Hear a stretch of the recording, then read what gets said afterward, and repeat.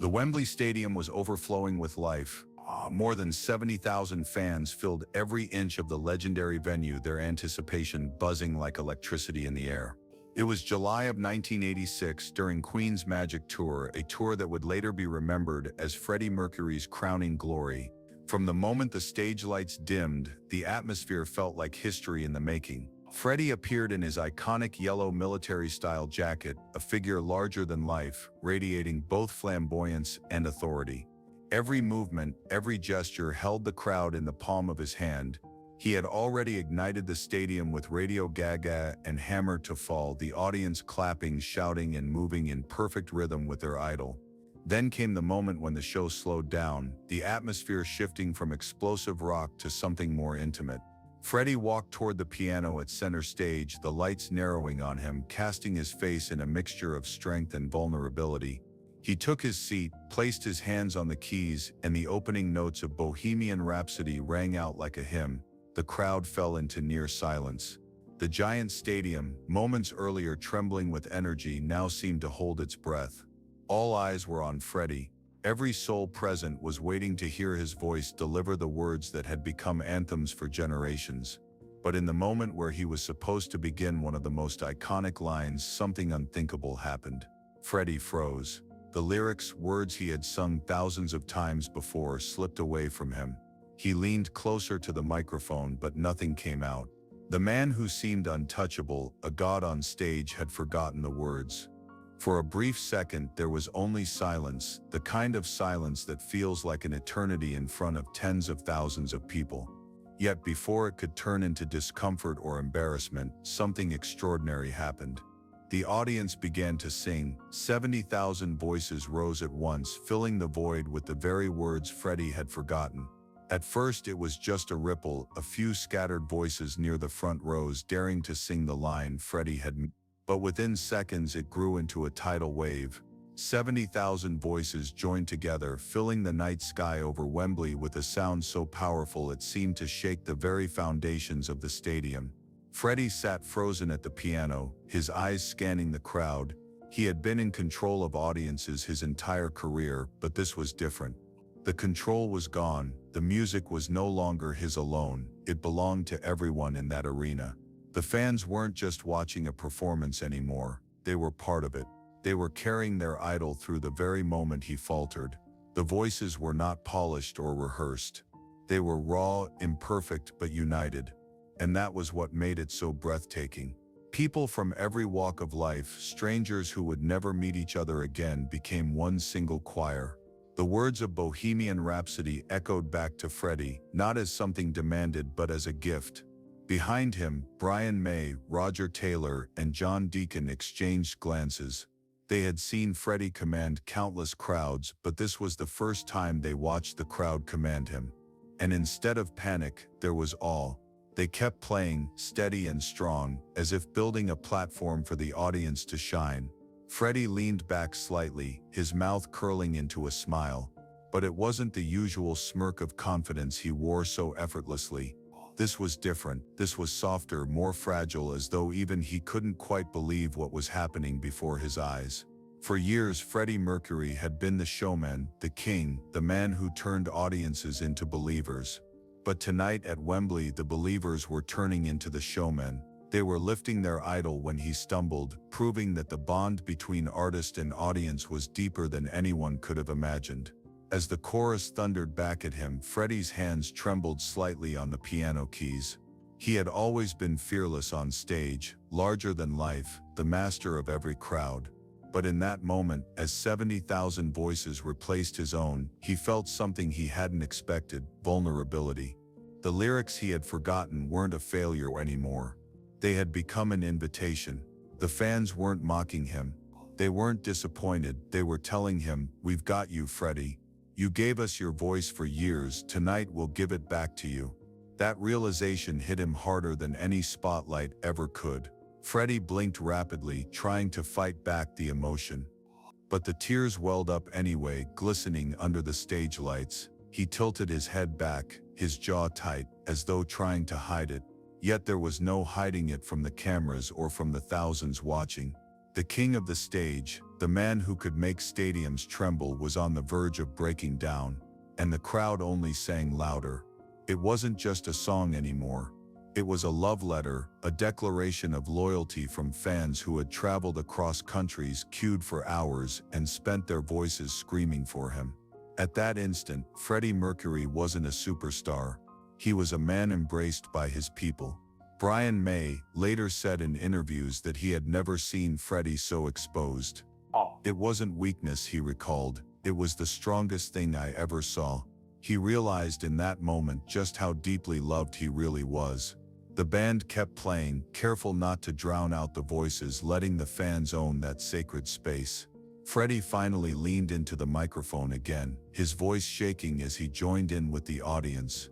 His tears slipped freely now, but he didn't wipe them away. For the first time, Freddie Mercury wasn't performing for the crowd, he was performing with them. And the result was a moment so pure that everyone there knew they would never forget it. The sound inside Wembley reached a level no microphone could truly capture. It wasn't just noise, it was harmony born out of devotion. Every word Freddie had forgotten was now echoed back at him by a sea of believers who refused to let him fall. As the verses rolled forward, something extraordinary happened. The audience stopped being an audience. They weren't waiting for Freddie to recover, they were carrying him. It was as if 70,000 beating hearts merged into a single rhythm, louder and prouder than any amplifier on stage. Freddie, still seated at the piano, leaned away from the keys for a moment. He simply listened. He had spent a lifetime dazzling crowds, but he had never truly heard them like this. His lips parted, his breathing uneven, his chest rising and falling as the magnitude of the moment hit him. For once the performer wasn't in charge. The fans were. Brian May's guitar lines danced gently over the stadium, weaving in and out of the choir of voices. Roger Taylor tapped his cymbals softer than usual, as though he too wanted to hear the crowd sing. Even John Deacon's bass, normally the steady anchor, pulsed with a tenderness that reflected the mood of the night. People in the stands embraced one another, strangers locking arms as they sang, their voices cracking but proud. Some cried openly, their tears running down cheeks painted with Queen logos in glitter. They weren't just spectators, they were part of the story, and they knew it. Freddie tilted his head, his eyes shimmering with tears. Slowly he stood from the piano, gripping the microphone stand with both hands. He pointed the mic outward, his body trembling, urging the audience to keep going. And they did. The crowd roared the lyrics back with such force that it felt less like a concert and more like a communion, a moment where music became something far greater than entertainment. Freddie's chest heaved as the ocean of voices cascaded over him. He had faced countless crowds, conquered arenas, and stood at the peak of rock and roll glory, but never had he felt this exposed or this loved. The power wasn't in his voice now, it was in theirs. For a performer who thrived on control, the surrender was overwhelming. His hands tightened around the microphone stand, knuckles whitening, as though it was the only thing keeping him upright. He tried to sing again, but the sound that left his throat cracked under the weight of emotion. And yet the crowd embraced it, cheering even louder, as if to say, "Don't worry, Freddie, we'll carry you the rest of the way." He turned his back for a moment, facing the piano again, attempting to compose himself. But the cameras captured what the front rows could already see, his shoulders shaking, his head bowed. He was crying, fully and openly, in front of 70,000 people. The untouchable Freddie Mercury, the greatest showman in rock, was undone by the devotion of his fans. Backstage, crew members exchanged stunned glances. They had seen Freddie in pain, they had seen him tired, but never raw, unguarded tears on stage.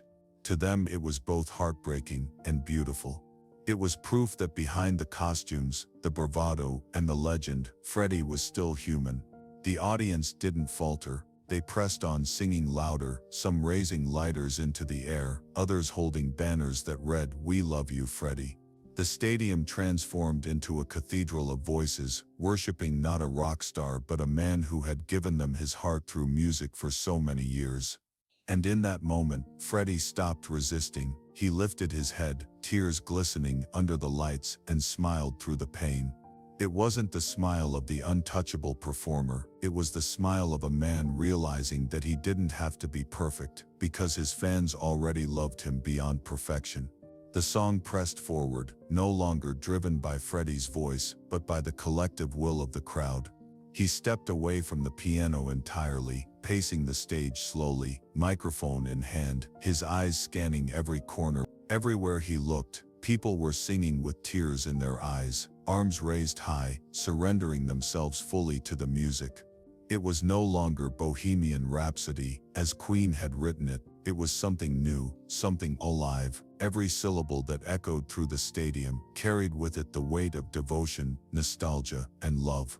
It was as though 70,000 people had become a single choir, singing directly to the man who had given them a soundtrack for their lives. Freddie raised his microphone stand high above his head, his body trembling, and then pointed it directly toward the crowd. The response was deafening. He didn't need to sing. He didn't need to say a word. The audience had taken ownership of the stage, and they were performing for him now. Cameras caught his expression as he lowered his head and pressed the microphone against his chest, almost as if trying to hold the moment inside himself. His tears still flowed freely, but his smile grew wider. It was a look of gratitude, of surrender, of a man realizing that even when his voice failed, his legacy never would. Brian May stepped forward, his guitar screaming into the night, carrying the melody while Freddie stood in awe. Roger Taylor's drums thundered behind him, each beat like a heartbeat, syncing with the pulse of the crowd. John Deacon's bass rumbled low and steady, grounding the chaos into something eternal. The audience singing reached its peak, soaring into the chorus with such force that the sound spilled out of the stadium and into the streets of London. Strangers miles away would later say they could hear it, a stadium singing as one, lifting Freddie Mercury to heights even he had never known. As the final notes echoed into the night, the song dissolved, not in silence, but in a roar of love that shook Wembley to its core. Freddie lowered the microphone slowly, his chest still rising and falling, his eyes glassy with tears he no longer cared to hide. He stood there, motionless for a moment, absorbing the sound of 70,000 voices chanting his name, Freddie, Freddie, Freddie. It was not the usual adoration he had grown accustomed to. This was different. It was deeper, more intimate, the kind of devotion that transcended fame, records, or ticket sales. It was love, pure and unfiltered, being poured onto a man who had given his life to music and performance. For the first time, Freddie wasn't the one giving, he was receiving. Later, backstage, he would tell close friends that it was one of the most humbling moments of his life. "I went out there to entertain them," he admitted, "and they ended up saving me." It was the kind of confession that revealed just how much that night meant to him, a night when forgetting a lyric became a gift rather than a mistake. Brian May would later describe it as the most human moment he ever saw from Freddie. "He was always larger than life," Brian said, "but that night, when the crowd carried him, he was simply a man, and somehow, that made him even greater."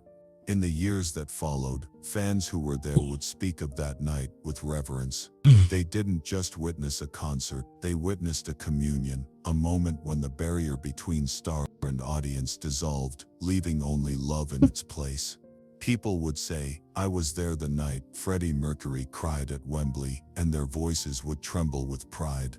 For Freddie, that night was never about forgetting the lyrics. It was about remembering something far more important, that music was never just his gift to the world. It was the world's gift to him, and as he stood on that stage, tears running down his face, he knew it with absolute certainty. He would never ever be alone.